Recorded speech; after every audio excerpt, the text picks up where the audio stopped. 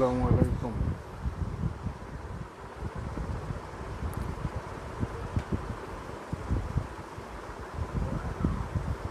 আমাদের আজকের টপিকস হচ্ছে ইউরিনারি স্টোন ডিজিজ বা ইউরোলিথিয়াসিস।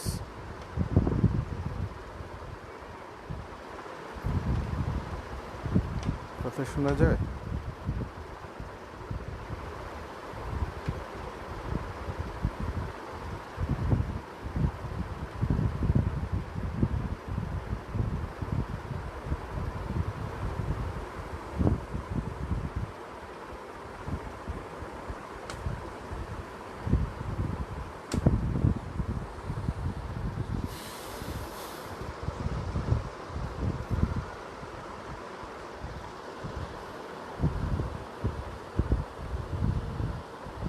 Okay, let's start.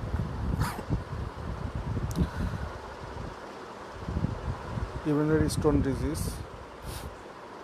স্টোনের নাম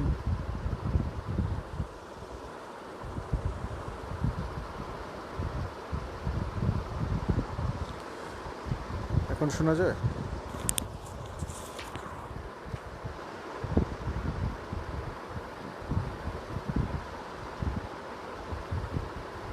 ওকে, স্টোন ডিজিজ আপনারা তো জানেন। স্টোন, গল স্টোন আছে, কিডনি স্টোন আছে, প্যানক্রিয়াটিক স্টোন আছে। ইউরিনারি স্টোন ডিজিজ এটা বিভিন্ন জায়গায় হতে পারে, কিডনিতে, ইউরেটার, ব্লাডার, প্রোস্টেট। তো ইউরিনারি স্টোন ডিজিজ বিভিন্নভাবে আপনাদের কাছে প্রেজেন্ট করতে পারে, এক্সাম সিনারিও এবং প্র্যাকটিক্যাল সিনারিওতে। এক্সাম সিনারিওতে লং কেস নিয়ে আসতে পারে, এছাড়া এক্সরে ফিল্ম দিয়ে সেটা দিয়েও স্টোন ডিজিজে ঢুকতে পারে।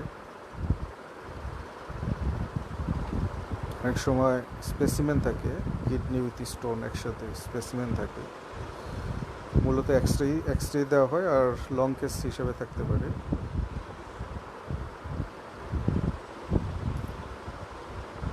তো যদি এক্সরেতে থাকে, এক্সরে ফিল্মে কিডনি অথবা ইউরেটার অথবা ব্লাডার রিজিয়নে রেডিওপ্যাক শ্যাডো থাকবে। যদি কিডনি রিজিয়নে রেডিওপ্যাক শ্যাডো থাকে, সেক্ষেত্রে এটা ডিফারেন্সিয়াল ডায়াগনোসিস কী কী হতে পারে?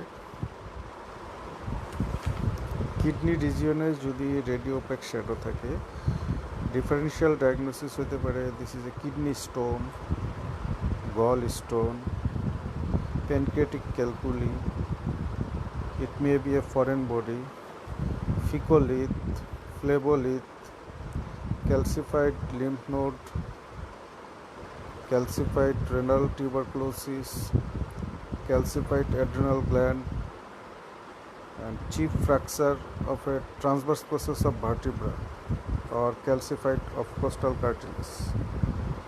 আবারও বলতেছি, কিডনি রিজিয়নে যদি রেডিওপ্যাক শ্যাডো থাকে তবে ডিফারেন্সিয়াল ডায়াগনোসিস হতে পারে। এক্সরেতে যদি কিডনি রিজিয়নে একটা রেডিওপ্যাক শ্যাডো থাকে তবে ডিফারেন্সিয়াল ডায়াগনোসিস হতে পারে kidney stone, gall stone in right side, pancreatic calculi in left side, foreign body, faecolith, phlebolith, calcified lymph node, calcified renal tuberculosis, calcified adrenal gland, and fracture transverse process where it is calcified due to healing process or calcification of costal cartilage. All these are DD of radiopaque shadow in kidney region. In X-ray film, 90% kidney stone will be radiopaque, 10% radiolucent, whereas in gallstone 10% radiolucent, 10% radiopaque and 90% radiolucent. X-ray film में kidney stone 90% radiopaque और x ray film में 10% radiopaque gall stone. তো গল stone আর kidney stone x-ray ফিল্মে আলাদা করার উপায় হচ্ছে একটা ল্যাটারাল ভিউ নেওয়া, এক্সরে কেইউবি ল্যাটারাল ভিউ। সেক্ষেত্রে ভার্টিব্রাল বডির পিছনের দিকে থাকবে হচ্ছে কিডনি স্টোন, সামনের দিকে থাকবে গল স্টোন। কনফার্ম করতে হবে আলট্রাসোনোতে। আলট্রাসোনোতে কিডনি স্টোন গল স্টোন আলাদা করা যাবে। এখন কিডনি স্টোন এটা কি কারণে হতে পারে, কিছু প্যাথোফিজিওলজি আছে, কজ এটা পরীক্ষায় জিজ্ঞেস করে। একটা হইতে পারে 1 number urinary infection, 2 number urinary stasis, 3 number vitamin A deficiency, 4 number decreased urinary citrate, 5 number prolong immobilisation, 6 number hyper parathyroidism, 7 number altered urinary solutes and colloids, 8 number Randall's plaque. এটা Bailey ল্যাবে আছে। Urinary infection, bacteria form the nidus of renal stone. ব্যাকটেরিয়াকে কেন্দ্র করে, bacteria যদি seeding হয় ওটাকে কেন্দ্র করে স্টোন তৈরি হয়। কিছু ব্যাকটেরিয়া ইউরিয়েজ এনজাইম রিলিজ করে, specifically Proteus bacteria urease enzyme release করে। সেই ইউরিয়েজ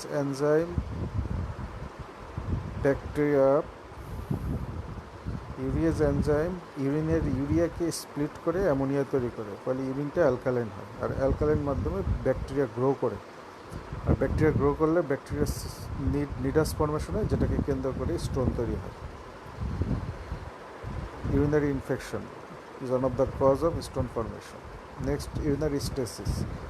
যদি ইউরিনের ফ্রি ফ্লো বাধাগ্রস্ত হয় due to any cause, obstruction due to any cause, it may be stone, obstruction due to stricture, obstruction due to congenital anomaly or any other cause, obstruction হলে urinary stasis free flow বাধাগ্রস্ত হয়। সেক্ষেত্রে সেখানে stasis থাকলে সেখানে নানা রকম solute deposit হয়, এগুলা স্টোন তৈরিতে ইনসাইটিং এজেন্ট হিসেবে কাজ করে। যদি ভিটামিন এ ডেফিসিয়েন্সি থাকে তাহলে ইউরিনারি এপিথেলিয়াম ডিসকোয়ামেশন হয়। এই ডিসকোয়ামেটেড এপিথেলিয়ামকে কেন্দ্র করে ইউরিনারি স্টোন তৈরি হতে পারে। সাইট্রিক অ্যাসিড, ইউরিনারি সাইট্রেট ইউরিনের ক্যালসিয়াম ফসফেটকে সলিউবল ফর্মে রাখে, ফলে এটা প্রেসিপিটেশন হয় না। কিন্তু যদি ইউরিনারি সাইট্রেট কমে যায়, ডিক্রিসড ইউরিনারি সাইট্রেট, সেক্ষেত্রে ক্যালসিয়াম ফসফেট সলিউবল হয় না, প্রেসিপিটেট করে, এবং এটাকে কেন্দ্র করে স্টোন ফর্মেশন হয়। যদি প্রলং ইমোবিলাইজেশন থাকে কোনো কারণে, স্ট্রোকের কারণে হতে পারে, ইনজুরির কারণে হতে পারে, ক্রনিক ডিজিজের কারণে হতে পারে, সেক্ষেত্রে বোনস ডিমিনারেলাইজেশন হয়ে ব্লাডে ক্যালসিয়ামের পরিমাণ বেড়ে যায়, ক্যালসিয়াম ফসফেটের পরিমাণ, এবং সেটা যখন কিডনি দিয়ে পাস করে তখন সেটাকে কেন্দ্র করে স্টোন তৈরি হতে পারে। মেটাবলিক কজ আছে হাইপার প্যারাথাইরয়েডিজম, প্যারাথরমোন রিলিজ হয় প্যারাথরমোন গ্ল্যান্ড থেকে। সে প্যারাথরমোন ব্লাডের ক্যালসিয়ামকে বাড়িয়ে দেয়, ফলে অতিরিক্ত ক্যালসিয়াম যখন ইউরিন দিয়ে পাস করে তখন কিছু ক্যালসিয়াম প্রেসিপিটেট হয়, এবং এটাকে কেন্দ্র করে স্টোন ফর্মেশন হতে পারে। এছাড়া altered urinary solute and colloid কারণে, স্পেশাল ডিহাইড্রেশনের কারণে যদি পানি কম খাওয়া হয়, ফলে ইউরিনে যে সলিউট এবং সলভেন্টের যে ভারসাম্য সেটা বিনষ্ট হয়, বেশি সলিউট প্রেসিপিটেট হয়, এই কারণে স্টোন ফর্মেশন হয়। এছাড়া ইউরিনে কিছু কলয়েড থাকে যেগুলো যদি কমে যায় তবে স্টোন ফর্মেশন হতে পারে, কারণ এই কলয়েডগুলো বিভিন্ন ধরনের সলিউটকে অ্যাবজর্ব করে নেয়, ফলে এগুলো প্রেসিপিটেট হতে পারে না। তো কলয়েড কমে গেলে সলিউটগুলো অ্যাবজর্ব হয় না, প্রেসিপিটেট হয়, ফলে স্টোন ফর্মেশন হয়। তাহলে urinary infection, urinary stasis, decrease urinary citrate, prolong immobilisation, hyperparathyroidism, altered urinary solute and colloid, all are the causes of stone formation. Finally, there is one cause, Randall's plaque. কোনো কারণে যদি renal প্যাপিলার টিপ erosion হয়, তাহলে সেই eroded প্যাপিলাতে calcium deposit হয়ে calcified হয়ে প্ল্যাক তৈরি করে। এই মাইনর প্ল্যাকগুলোই পরে জমে জমে স্টোন ফর্মেশন হয়।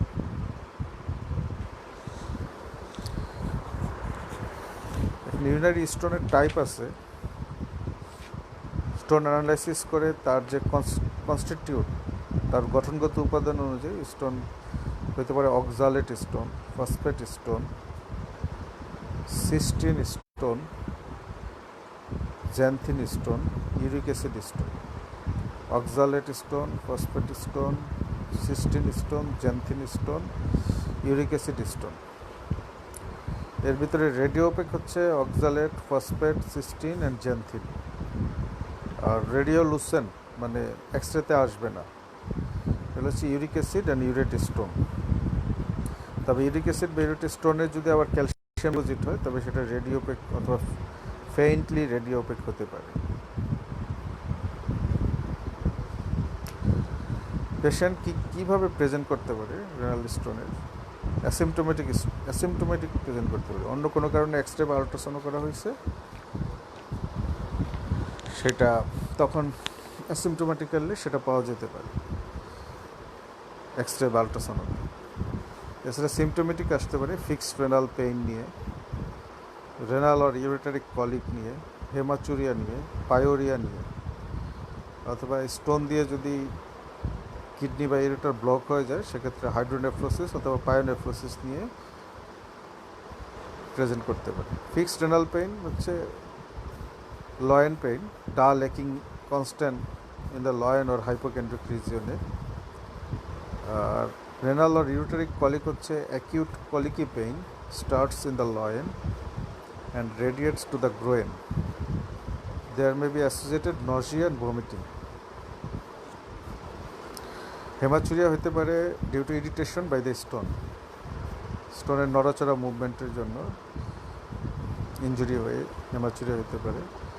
Pyorrhoea, passage of pus the urine, এটা হতে পারে ডিউ টু ইনফেকশন।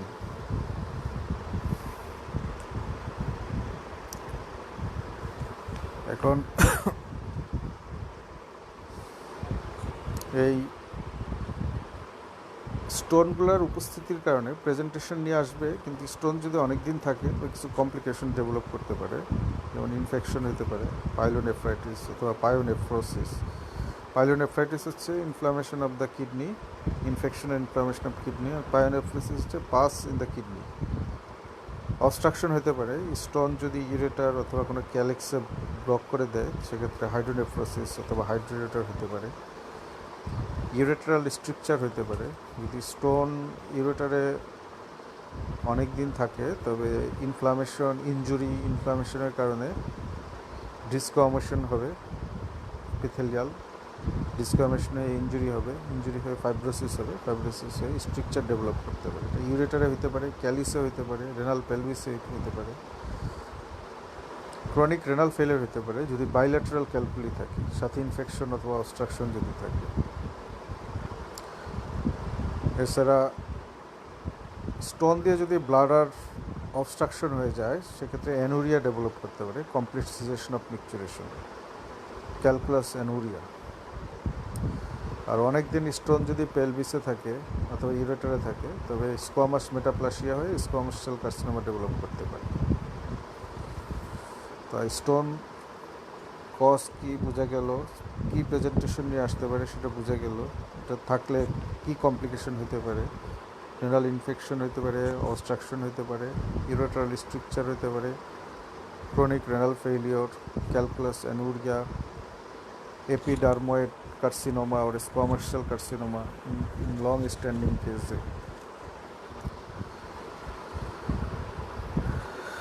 তো কিছু কিছু স্টোন আছে যে অনেক বড় হয়, কিন্তু অ্যাসিমটোমেটিক, স্পেশালি ফসফেট স্টোন। কারণ ফসফেট স্টোন এটা স্মুথ সারফেস, ফলে ইনজুরি কম হয়, ব্যথা আসে না, সিমটম আসে না। তো অ্যাসিমটোমেটিক্যালি অনেক বড় হিসেবে প্রেজেন্টেশন করে। ফসফেট স্টোন গ্রো করে হচ্ছে অ্যালকালাইন মিডিয়াতে, বিশেষ করে প্রোটিয়াস স্পেসিস ব্যাকটেরিয়া যদি ইউরিনে থাকে, ইউরিয়াজ এনজাইম রিলিজ করে, সে ইউরিয়াকে স্প্লিট করে অ্যামোনিয়া, তাহলে অ্যামোনিয়া ইউরিনকে অ্যালকালাইন করে, আর অ্যালকালাইন মাধ্যমে ফসফেট স্টোন বেশি গ্রো করে। তো phosphate stone without any symptom অনেক বেশি বড় হয়ে যেতে পারে ডিউ টু এর স্মুথ সারফেস।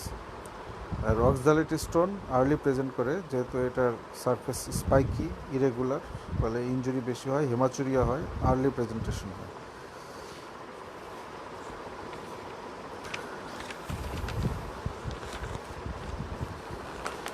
এখন লং কেস হিসাবে যদি প্রেজেন্টেশন আসে, সাধারণত যদি লং কেস হিসাবে স্টোন ডিজিজ যদি দেওয়া হয়, তবে সাধারণত পেইন নিয়ে আসে।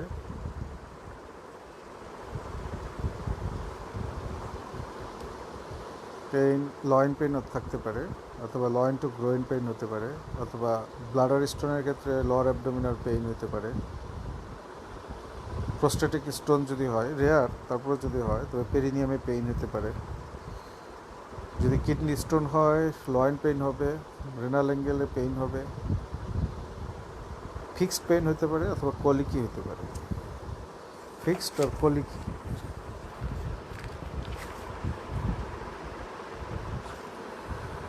তো রেনাল কলিক আর ফিক্সড রেনাল পেইন দুইটা আলাদা করা যাবে কীভাবে?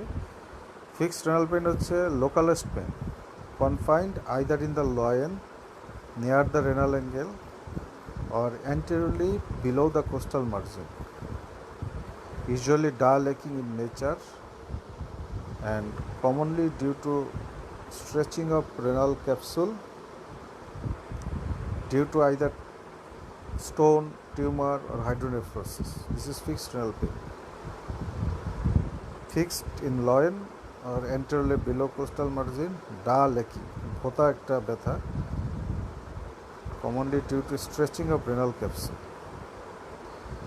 Renal colic, acutely colicky pain which starts in the loin and radiates to the groin or toward the inner side of the thigh and testis along the distribution of genitofemoral nerve. And this type of pain is waxing and waning, bare ebong kome, that is colic in nature. এই টাইপের পেনের সাথে Nazia, vomiting, acid থাকতে পারে, temperature rise করতে পারে, এবং অন্যান্য ইউরিনারি সিমটম থাকতে পারে, ফ্রিকোয়েন্সি, বার্নিং মিকচুরেশন, হেমাচুরিয়া আর পায়োরিয়া। আর যদি স্টোন ব্লাডারে থাকে, তবে ব্লাডারের ক্যারেক্টারিস্টিক্স পেইন হচ্ছে pain arising out of the urinary bladder usually felt in the hypogastrium. Pain is usually dull aching or burning in nature, and the pain may be referred to the tip of the penis. Penisের টিপে refer হতে পারে, burning in nature, dull aching, usually lower abdomen. R prostatic pain felt in sensation or heaviness in the perineum. Throbbing pain যদি হয় তবে usually not due to stone, due to prostatic abscess.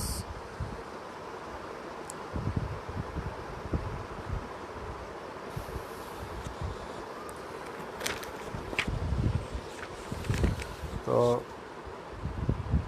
R ইউরেটারি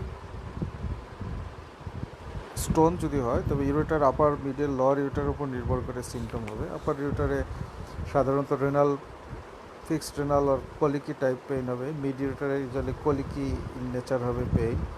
R lower ইউরেটারে pain characters হবে অনেকটা bladder পেইনের মতো, and occasionally কলিকি in nature. এছাড়া hematuria নিয়ে আসতে পারে, পায়োরিয়া নিয়ে আসতে পারে। আর যদি স্টোন দিয়ে ইউরেটার বা কোনো ক্যালিক্স অবস্ট্রাকশন হয়ে যায়, সেক্ষেত্রে হাইড্রোনেফ্রোসিস নিয়ে আসতে পারে, লয়েন সোয়েলিং নিয়ে। আর যদি ব্লাডার আউটলেট অবস্ট্রাকশন হয়ে যায় স্টোন দিয়ে, সেক্ষেত্রে অ্যাকিউট টেনশন নিয়ে আসতে পারে।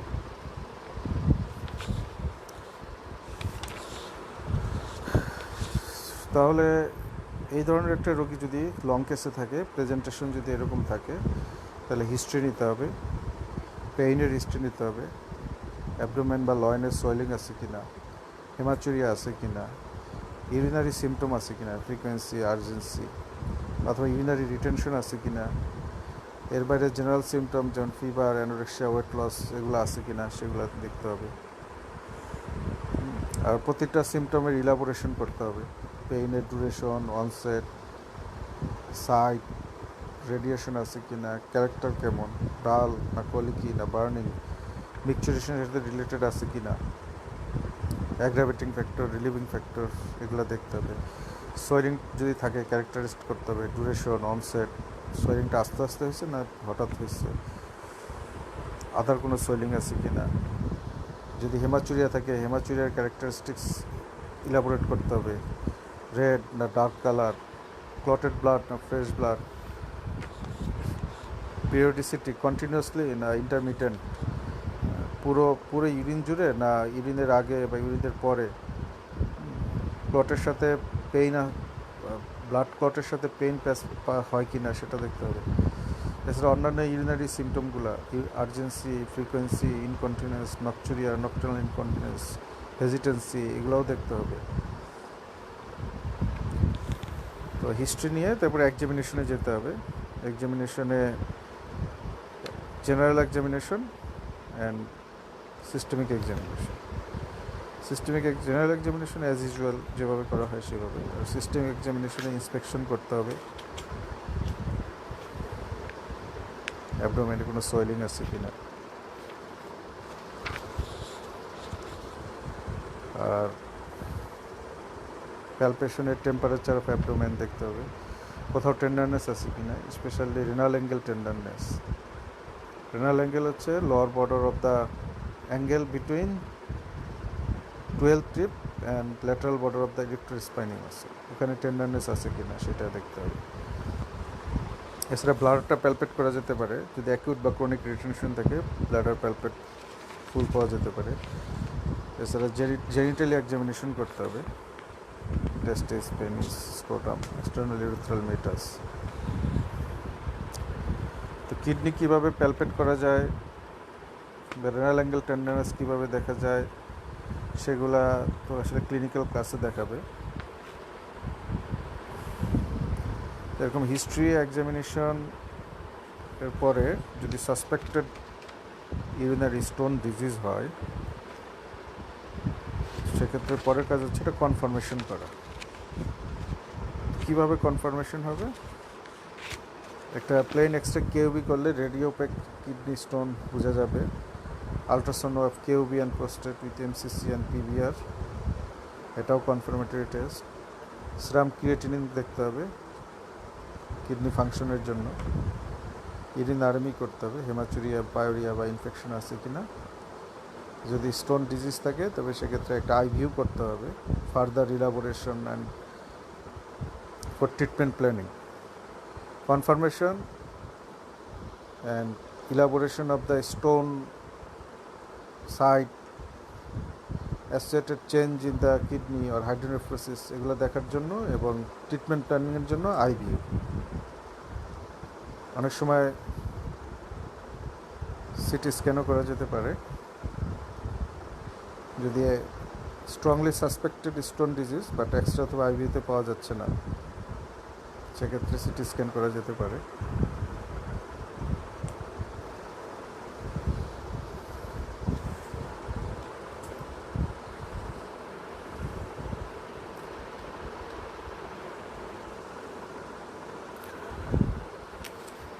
তো ইনভেস্টিগেশন করে যদি কনফার্ম হওয়া যায় স্টোন ডিজিজ, এরপরের ধাপ হচ্ছে স্টোনের চিকিৎসা, ট্রিটমেন্ট। ট্রিটমেন্ট হচ্ছে symptomatic and specific treatment. Symptomatic treatment pain নিয়ে আসলে একটা পেইন কিলার দিব, যদি ক্রিয়েটিনিন বেশি থাকে তবে এনএসআইড দিব না, আদার পেইন কিলিং এজেন্ট দিব। ইনফেকশন থাকলে অ্যান্টিবায়োটিক দিব। আর ইভালুয়েশন করে এরপরে স্পেসিফিক ট্রিটমেন্টের জন্য ব্যবস্থা নেব।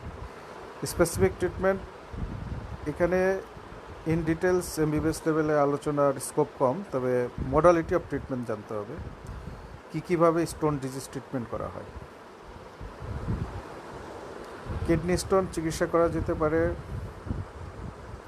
মিনিমালি ইনভেসিভ সার্জারি, যেটা আরেক নাম পারকিউটেনিয়াস পিসিএনএল, পারকিউটেনিয়াস নেফ্রোলিথোটমি। এছাড়া ল্যাপারোস্কোপিক্যালি পেলভিক স্টোন করা যেতে পারে, ল্যাপারোস্কোপিক পাইলোলিথোটমি। আর ছোট স্টোন থাকলে ESWL, extra corporeal shock wave lithotripsy করা যেতে পারে। বাইরে থেকে রে দিয়ে ভেঙে স্টোন ছোট করে সেটা ইউরিনের সাথে পাস করে যাবে। আর ওপেন মেথড করা যেতে পারে, কিডনি স্টোনে নেফ্রোলিথোটমি আর পেলভিক স্টোনে পাইলোলিথোটমি। তাহলে মোডালিটিগুলো হচ্ছে minimally invasive surgery, that is PCNL, percutaneous nephrolithotomy, ESWL, extra corporeal shock wave lithotripsy, laparoscopic pyelolithotomy অথবা open pyelolithotomy or nephrolithotomy. Pyelolithotomy open মেথডে পেলভিস ইনসিশন দিয়ে স্টোন বের করা, নেফ্রোলিথোটমি ওপেন মেথডে কিডনি ইনসিশন দিয়ে স্টোন বের করা। ESWL, extra corporeal shock wave lithotripsy, বাইরে থেকে রে দিয়ে স্টোন ভেঙে ছোট করা হয়, সেই স্টোন ইউরিন দিয়ে পাস করে যায়, ইএসডব্লিউএল। আর হচ্ছে পিসিএনএল, পারকিউটেনিয়াস নেফ্রোলিথোটমি। এটা সামনে দিয়েও করা যেতে পারে, পিছন দিয়েও করা যেতে পারে, তবে সাধারণত ব্যাক দিয়ে করা হয়। কিডনি ফ্রম ব্যাক সাইড দিয়ে ছোট ফুটা করে কিডনি পর্যন্ত ঢুকে ক্যামেরা এবং সরু ক্যামেরা দিয়ে যন্ত্রের সাহায্যে ঢুকে স্টোন দেখে, সেই স্টোন ছোট থাকলে একবারে নিয়ে আসা যাবে ওই ট্র্যাক দিয়ে, অথবা বড় থাকলে ভেঙে ওখান দিয়ে নিয়ে আসা হবে। Percutaneous nephrolithotomy, PCNL. তাহলে কিডনি স্টোন বা পেলভিক স্টোনের মোডালিটি অফ ট্রিটমেন্ট হচ্ছে মিনিমাল ইনভেসিভ সার্জারি, তার ভিতরে আছে পিসিএনএল এবং ল্যাপারোস্কোপিক পাইলোলিথোটমি, ইএসডব্লিউএল আর open method, that is pyelolithotomy or nephrolithotomy. আর যদি ইউরেটারিক স্টোন হয় তবে position of the stone in the ইউরেটারের উপর নির্ভর করে বিভিন্ন মোডালিটি অফ ট্রিটমেন্ট আছে, আপার ইউরেটার, মিড ইউরেটার অথবা লোয়ার ইউরেটার। আপার ইউরেটারে যদি স্টোন থাকে তবে ল্যাপারোস্কোপিক্যালি করা যেতে পারে, ল্যাপারোস্কোপিক ইউরেটারোলিথোটমি, অথবা ইএসডব্লিউএল করা যেতে পারে, এক্সট্রা কর্পোরিয়াল শক ওয়েভ লিথোট্রিপসির মাধ্যমে স্টোনকে ভেঙে, যেটির পরে ইউরিন থেকে পাস করে যাবে। এছাড়া ইউআরএস আইসিপিএল করা যেতে পারে যদি স্টোন সফট থাকে। ইউআরএস আইসিপিএল হচ্ছে ureterorenoscope plus intracorporeal pneumatic lithotripsy. URS, ureterorenoscope plus ICPL, intracorporeal pneumatic lithotripsy. এটা হচ্ছে পেশাবের রাস্তা দিয়ে ইউরেথ্রা দিয়ে ক্যামেরা সহ ঢুকে ইউরেটার পর্যন্ত যে স্টোন পর্যন্ত যে সেই স্টোনকে ভাঙা হয় বাতাসের সাহায্যে, নিউমেটিক লিথোট্রিপসি বলে সেটাকে। লেজার দিয়েও করা যায়, এখন অনেক জায়গায় লেজার দিয়ে হয়। বাতাসের সাহায্যে করলে এটাকে বলা হবে নিউমেটিক লিথোট্রিপসি, আর লেজারের সাহায্যে করা হলে বলা হবে লেজার লিথোট্রিপসি। এটা পিসিএনএল ক্ষেত্রেও প্রযোজ্য। পিসিএনএলও যদি পাথর লেজার দিয়েও ভাঙা যেতে পারে, অথবা বাতাসের সাহায্যে অথবা আল্ট্রাসনিক মাধ্যমেও ভাঙা যেতে পারে। তাহলে পাথর ভাঙা যায় বাতাসের সাহায্যে, এটাকে নিউমেটিক লিথোট্রিপসি বলে। আল্ট্রাসোনোর সাহায্যে এটা আল্ট্রাসনিক লিথোট্রিপসি, অথবা লেজার রের মাধ্যমে করা যেতে পারে, যেটা লেজার লিথোট্রিপসি। তো ইউরেথ্রা দিয়ে সরু ক্যামেরা সহ ঢুকে ইউরেটারিক স্টোন ফরসেপ দিয়ে নিয়ে আসা যেতে পারে, ছোট হলে। বড় হইলে ভেঙে নিয়ে আসা যেতে পারে, ভাঙা যেতে পারে নিউমেটিক বা বাতাসের সাহায্যে, আল্ট্রাসোনো অথবা লেজারের মাধ্যমে। এছাড়া এক ধরনের ডিভাইস আছে, এটাকে ডর্নিয়া বাস্কেট বলে, সেটা দিয়েও স্টোনটিকে রিট্রাইভ করে নিয়ে আসা যেতে পারে, আপার ইউরেটারিক স্টোন। এছাড়া আপার ইউরেটারিক স্টোন ইএসডব্লিউএল করা যেতে পারে, এক্সট্রা কর্পোরিয়াল, বাইরের থেকে শক দেওয়া, অথবা ল্যাপারোস্কোপিক্যালি করা যেতে পারে।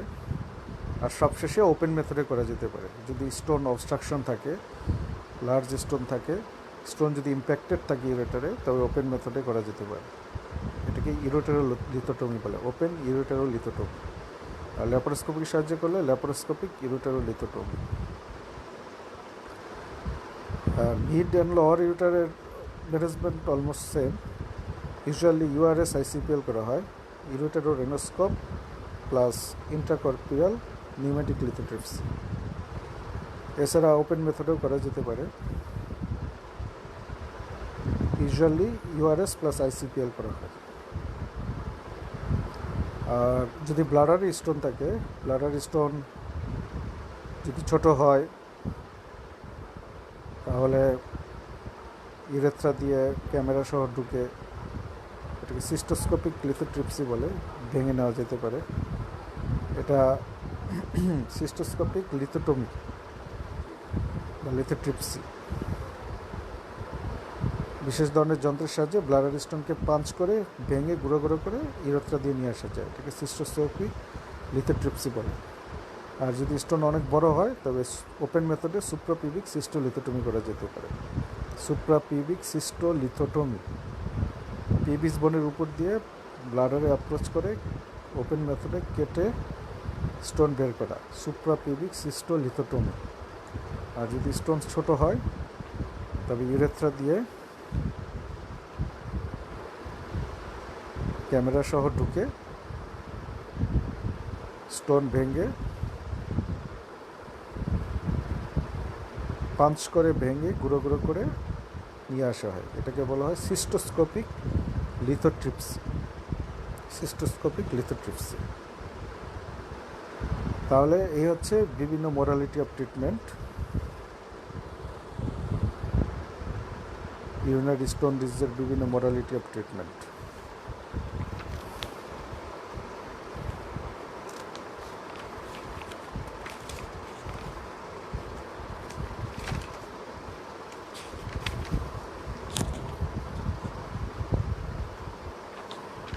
এখন স্টোন ডিজিজের সাথে কিছু ইমার্জেন্সি তৈরি হতে পারে।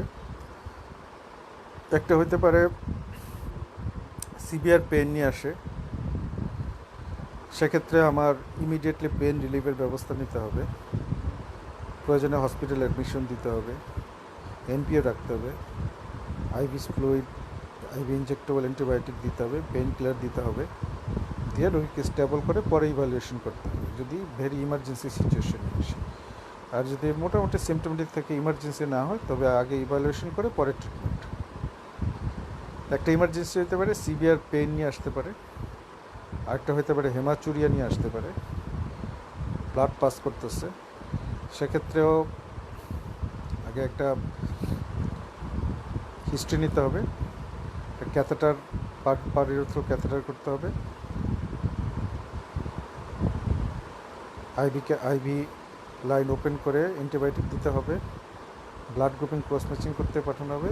যদি ব্লাড খুব কমে যায় হিমোগ্লোবিন, সেক্ষেত্রে ব্লাডের অ্যারেঞ্জমেন্ট করতে হবে, পেইন থাকলে পেইন কিলার দিতে হবে, আর অবজারভেশনে রাখতে হবে হেমাচুরিয়া কমে কি, পরে ইভ্যালুয়েশন করে চিকিৎসা দিতে হবে।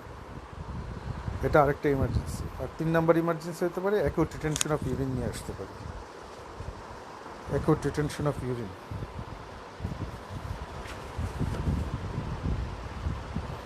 যদি স্টোন দিয়ে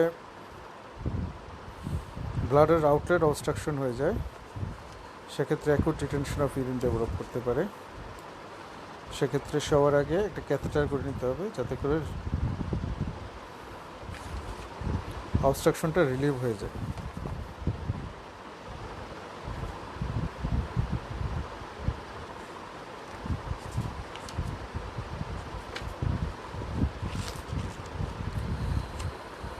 আরেকটা ইমার্জেন্সি হতে পারে ইনফেকশন উইথ অবস্ট্রাকশন। অবস্ট্রাকশনটা যদি ব্লাডার আউটলেটে হয়, সেক্ষেত্রে ডেভেলপ করবে অ্যাকিউট রিটেনশন অফ ইউরিন। কিন্তু যদি অবস্ট্রাকশনটা হয় পেলভিউরেট্রিক জাংশনে অথবা ভিউজে জাংশনে, অথবা যদি হয় ইউরেটারে, তবে তো acute retention of urine develop করবে না, কিন্তু পেইন হবে, ভিতরে হাইড্রোনেফ্রোসিস বা হাইড্রোরিউটার ডেভেলপ করবে। তো এবং এরকম যদি অবস্ট্রাকশন হয় এর সাথে ইনফেকশন থাকতে পারে।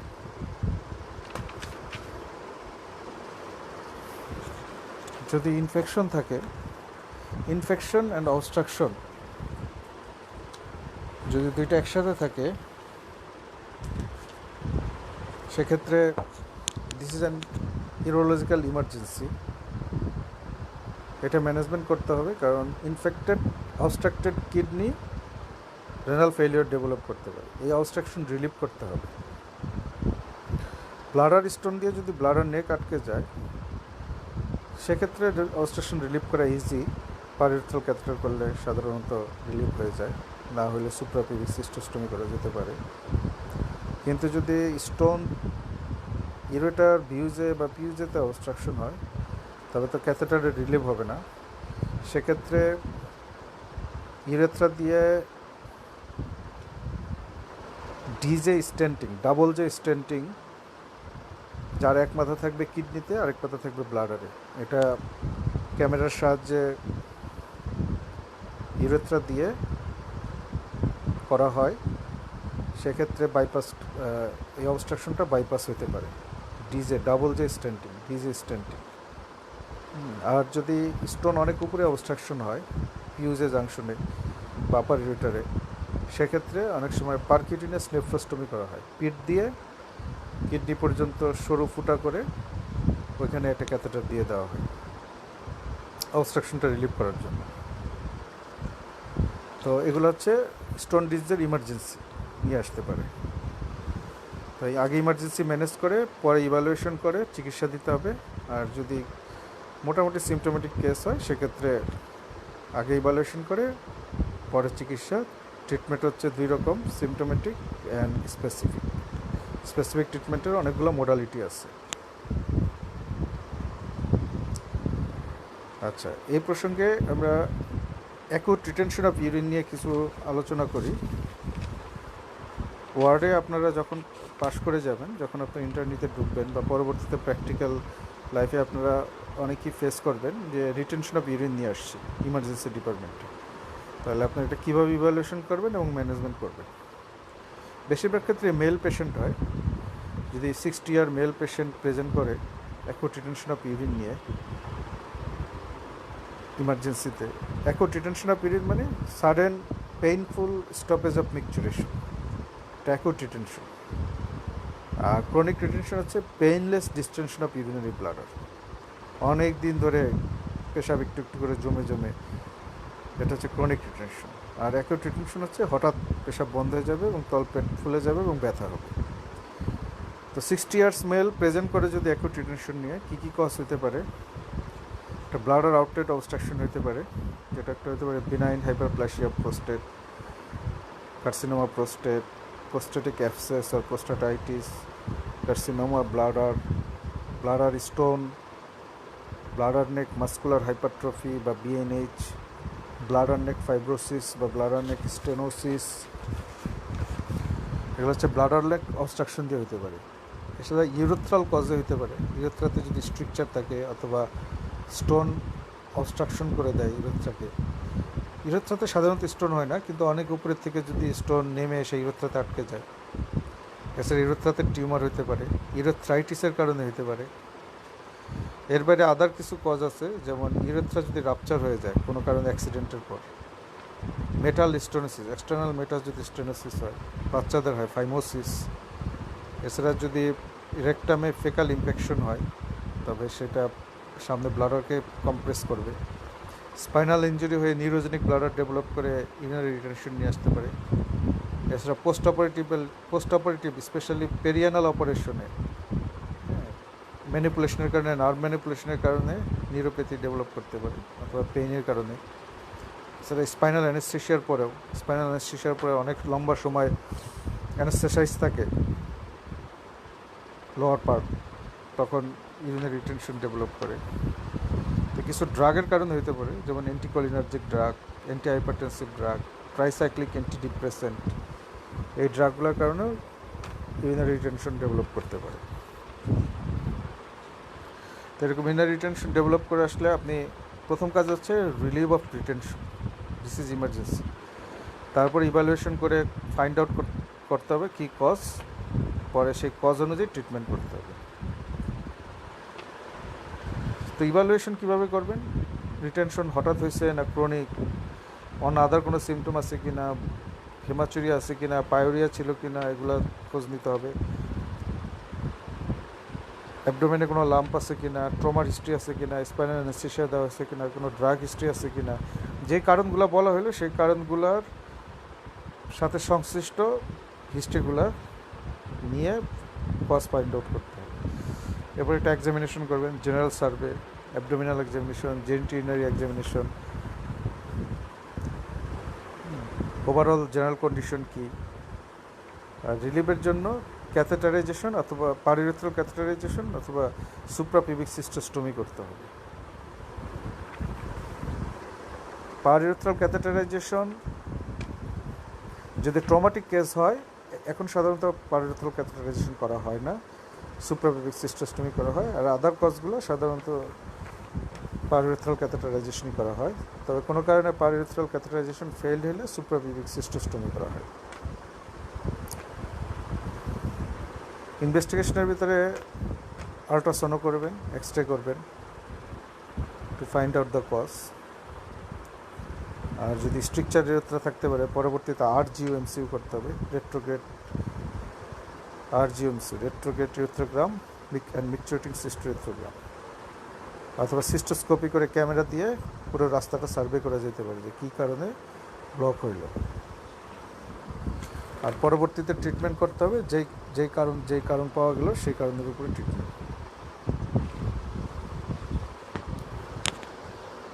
এটা হচ্ছে অ্যাকিউট রিটেনশন অফ ইউরিন। আর ক্রনিক রিটেনশন অফ ইউরিন সাধারণত painless distension of the urinary bladder অনেক দিন ধরে হয়। এটা বেনাইন এনলার্জমেন্ট অফ প্রস্টেট হতে পারে, কার্সিনোমা প্রস্টেট হতে পারে, স্ট্রিকচার ইউরেথ্রা হতে পারে। এটা পেইনলেস থাকে, বাট তলপেটে ব্লাডার প্যালপেবল পাওয়া যায়। আল্ট্রাসাউন্ডতে পোস্ট ভয়েডাল রেসিডিউ বেশি পাওয়া যাবে। পেশাব করার পরও দেখা যাবে যে পেশাব জমে আছে।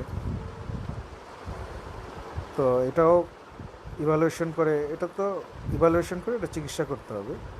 তবে এক্ষেত্রে আগের ক্লাসে মনে হয় বলা হয়েছিল যে ক্রনিক রিটেনশনের ক্ষেত্রে একটা জিনিস খেয়াল রাখতে হবে, যে আমি রিটেনশন রিলিভ করবো পারিউরেথ্রাল ক্যাথেটার করে, কিন্তু ক্যাথেটার করার পরে প্রচুর পরিমাণে ইউরিন চলে আসে, এটা পোস্ট অবস্ট্রাকটিভ ডায়ালিসিস বলে। এর জন্য একটা হসপিটাল অ্যাডমিশন করে নিব, একটা IV চ্যানেল ওপেন করে একটা স্যালাইন দিয়ে নিব, না হলে হঠাৎ করে শকে চলে যেতে পারে এবং হেমাচুরিয়াও ডেভেলপ করতে পারে, ইলেকট্রোলাইট ইমব্যালেন্স হতে পারে।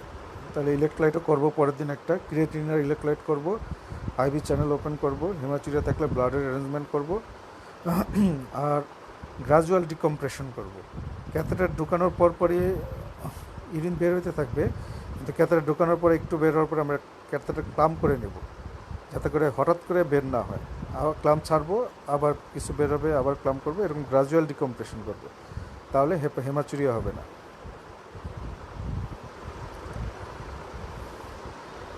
তাহলে আমরা আজকে ইউরিনারি স্টোন ডিজিজ পড়লাম আর অ্যাকিউট অ্যান্ড ক্রনিক রিটেনশন নিয়ে আলাপ করলাম। তো আপনাদের কোনো প্রশ্ন থাকলে করতে পারেন।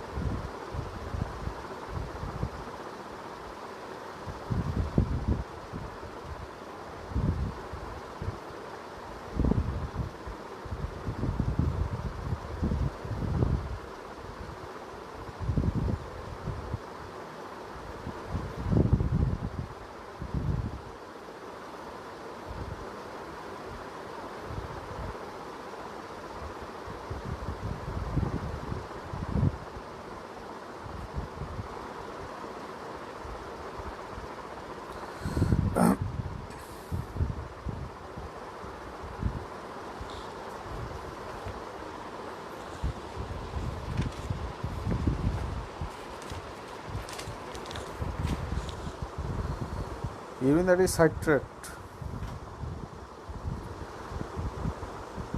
সাইট্রেট ইউরিনে সাইট্রিক অ্যাসিডের উপস্থিতির কারণে ক্যালসিয়াম ফসফেটকে ডিজলভ করে রাখে, সলিউবল করে রাখে। তো সাইট্রিক অ্যাসিড বা ইউরিনারি সাইট্রেট যদি কমে যায় তবে ক্যালসিয়াম ফসফেটকে ডিজলভ করে রাখতে পারবে না, সলিউবল ফরম্যাটে থাকবে না, সে প্রেসিপিটেট করবে। প্রেসিপিটেট করলে তখন সেই মাইক্রো ক্যালসিয়াম ফসফেট যে পার্টিকেল সেগুলো জমে জমে স্টোন ফর্মেশন হবে। ইউরিনারি সাইট্রেট ইউরিনের ক্যালসিয়াম ফসফেটকে ডিজলভ করে রাখে, সলিউবল ফর্মে রাখে। ইউরিনারি সাইট্রেট যদি কমে যায় তবে সলিউবল ফর্মেটে থাকবে না, সে প্রেসিপিটেট করবে এবং fragment or particle of this calcium phosphate জমে জমে স্টোন ফর্মেশন হবে।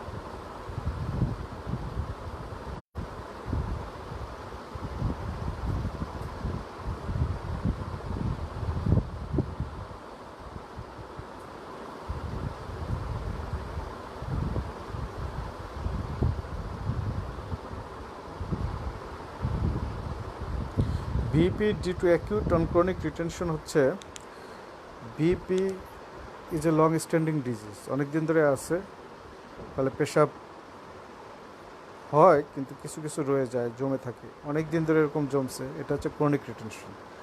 কিন্তু একেবারে বন্ধ হয়নি, পেশাব হয়, অল্প অল্প হয়, স্যাটিসফ্যাক্টরি না, বাট হইতে থাকে। নানা রকম সমস্যা হয় কিন্তু পেশাব হয়, কিন্তু ক্লিয়ার হয় না, রয়ে যায়, এটা হচ্ছে ক্রনিক রিটেনশন। এর ভিতরে হঠাৎ দেখা গেল যে একদিন একদমই বন্ধ হয়ে গেল, সাডেন স্টপ। তাহলে অনেক দিন ধরে কিছু কিছু রিটেনশন ছিল, এর ভিতরে হঠাৎ বন্ধ হয়ে গেল একেবারেই টোটাল, এটাই হচ্ছে অ্যাকিউট অন ক্রনিক রিটেনশন। এটা হইতে পারে কোনো কারণে ইউরেথ্রাইটিস, বিইপির সাথে ইউরেথ্রাইটিস ডেভেলপ করলো, অথবা প্রোস্টাটাইটিস ডেভেলপ করলো, অথবা প্রোস্টাটিক অ্যাবসেস ডেভেলপ করলো, অথবা বিইপির কারণে স্টোন হয়েছে, সেই স্টোন এসে ব্লাডারনে অবস্ট্রাক্ট করে দিল। বিভিন্ন কারণে এটা acute on chronic retention develop করে। ক্রনিক রিটেনশন ছিল, এর ভিতরে হঠাৎ বন্ধ হয়ে গেল, সেটা হচ্ছে অ্যাকিউট অন ক্রনিক রিটেনশন।